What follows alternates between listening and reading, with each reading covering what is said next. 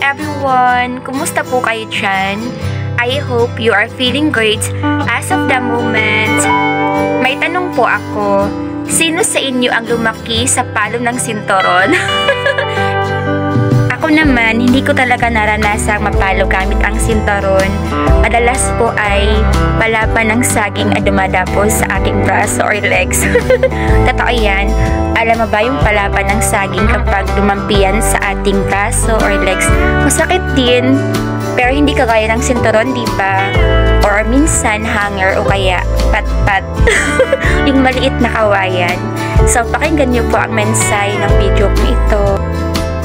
Sinturon, babae o lalaki man ay gumagamit nito. Iba-iba ang hugis at kulay nito. Simpleng gamit lang, subalit napakahalaga nito.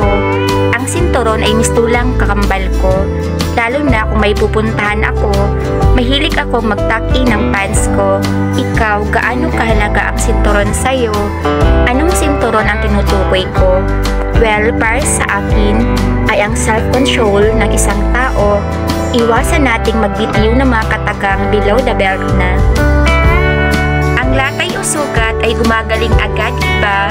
Subalit ang latay na epekto ng matalas na dila, lumipas man ang maraming taon, ito ay nakaukit na sa ating puso at alaala.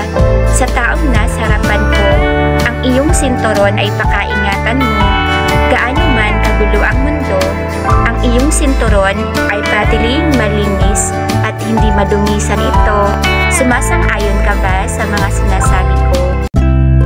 Colossus 4 verse 6, hayaan ang inyong pananalita ay laging may biyaya na tinimplahan ng asin upang malaman nawa ninyo kung paano kayo narapat na sumagot sa bawat tao.